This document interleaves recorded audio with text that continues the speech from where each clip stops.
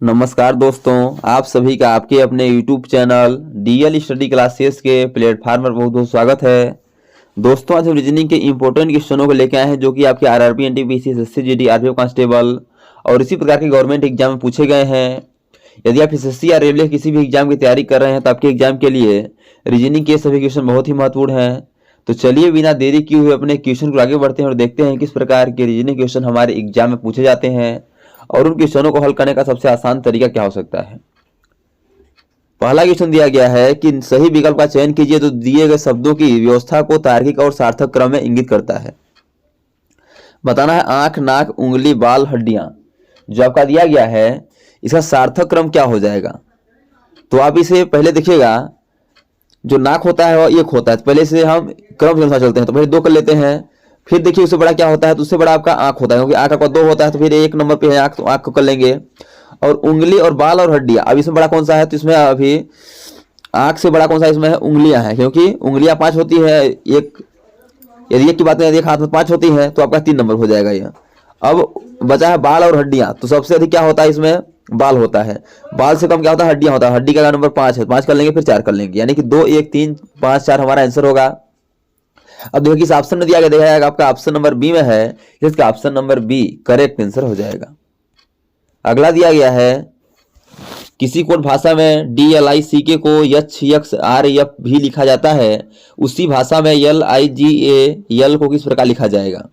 तो पहले आपको समझना पड़ेगा जो आपका DLICK है, C और K है, इसे YXR भी किस प्रकार लिखा है। तो आपका डी आता है 4 नंबर पे, तो 4 का 2 गुना करें 8 हो जाएगा। 8 पे आता है आपका यक्स आता है, इसका क्या किया, 2 गुना 2 किया है। यल आता है 12 पे, 12 का 2 गुना करें 24 हो जाएगा। 24 से आपका यक्स आता है 24, यानी 2 गुना किया है। यल आता है आई आता है 9 पे, 9 दूना 18, इसका 2 गुना आर होता है, 18 होता है। तो 18 पर आर आता है, इसका 2 गुना किया है। सी आता है आपका 3 पे, 3 का 2 गुना क्या होता है, 6 होता है। और 6 पर एफ आता है, ये भी लिखा है। की आता है 11 पे, 11 का 2 गुना क्या होता है आपका 22, 22 पे भी आता है। यानी क्या क्या है, जो आपका शुरू में जो आपको दिया गया है अक्षर का क्या क्या 2 गुना कर दिया है, उसका नंबरिंग है उसका 2 गुना कर दिया है। उसी का करेंगे हम इसको लीगल को, तो ये क्या आपका LIGAL है, इसे पहले लिखेंगे LIGAL।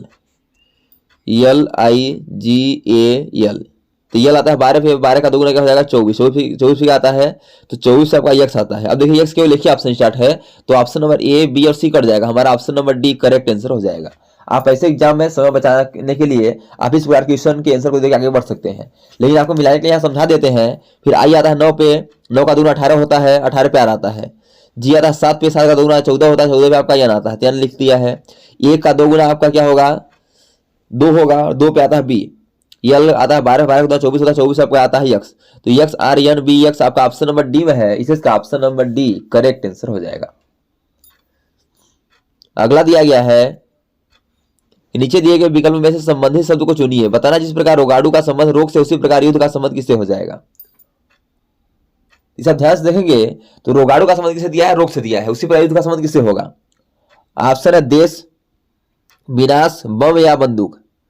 तो जिस प्रकार रोगाड़ू का संबंध रोग से, उसी प्रकार युद्ध का संबंध किससे हो जाएगा। तो जिस प्रकार रोगाड़ू का संबंध रोग से है, उसी प्रकार युद्ध का संबंध आपका विनाश से हो जाएगा। और देखिए आपका ऑप्शन नंबर बी पर दिया गया है, इसे इसका option number B correct answer हो जाएगा। अगला दिया गया है किसी एक पंक्ति में बी की रैंक दाएं से 400 भी है तथा बाएं से 200 भी है, तो उस पंक्ति में कुल कितने व्यक्ति हैं।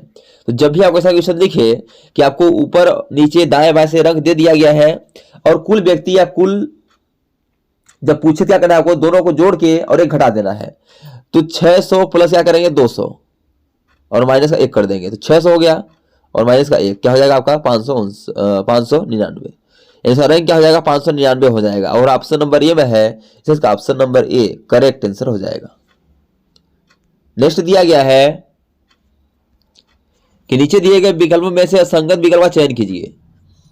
जो आपको 4 ऑप्शन दिया गया है, मोबाइल, लैपटॉप, कंप्यूटर और बल्ब, इसे बताना है असंगत कौन सा है। असंगत का मतलब कि जो आपके 3 ऑप्शन है एक ही लॉजिक को फॉलो करेंगे, एक ऑप्शन अलग है, हमें अलग की पहचान करना है। तो आपको दिख रहा होगा मोबाइल, लैपटॉप और कंप्यूटर, ये क्या है, एक आधुनिक युग में उपयोग किए जाने वाले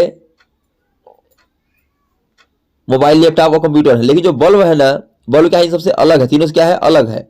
तो वो आपका ऑप्शन नंबर डी पर है, इसे इसका option number D correct answer हो जाएगा। अगला दिया गया है कि नीचे दी गई श्रृंखला श्रेणी में प्रश्न चिन्ह के स्थान पर को ज्ञात कीजिए। बताना है कि 55 से 56, 56 से 65, 65 से 90, 90 से 139, अगला क्या होगा। तो पहले क्या करना है, इसके बीच पहले वो अंतर देखना है।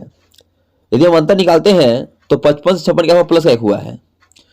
56 से आपका 65 यानी प्लस का 9 हुआ है। 65 से 90 प्लस का 25 हुआ है। 90 से 139 यानी प्लस का 49 हुआ है।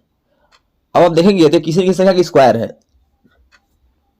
जो एक है आपका 1 का स्क्वायर है, 9 आपका 3 का स्क्वायर है, 5 आपका 25 आपका 5 का स्क्वायर है, 49 आपका 7 का स्क्वायर है। अब देखिएगा यहां से आपको समझ आ रहा होगा, 1 का स्क्वायर, 3 का स्क्वायर, 5 का स्क्वायर, 7 का स्क्वायर, क्या हो रहा है, विषम संख्या का स्क्वायर हो रहा है। तो अगला विषम संख्या क्या हो जाएगा, अगला विषम संख्या आपका क्या होगा, 9 होगा। तो अगला क्या करेंगे, 9 का स्क्वायर कर देंगे। तो 9 का स्क्वायर क्या होगा, 81 होगा। यानी कि अगला क्या जोड़ेंगे, हम 81 जोड़ देंगे। तो 139 में यदि 81 जोड़ेंगे क्या हो जाएगा, 220 हो जाएगा। यानी इस क्वेश्चन में जो है क्या होगा, 220 हमारा करेक्ट आंसर होगा। अब देखिए 220 किस ऑप्शन में देखें, आपका ऑप्शन नंबर बी में है, इसे इसका option number B correct answer हो जाएगा।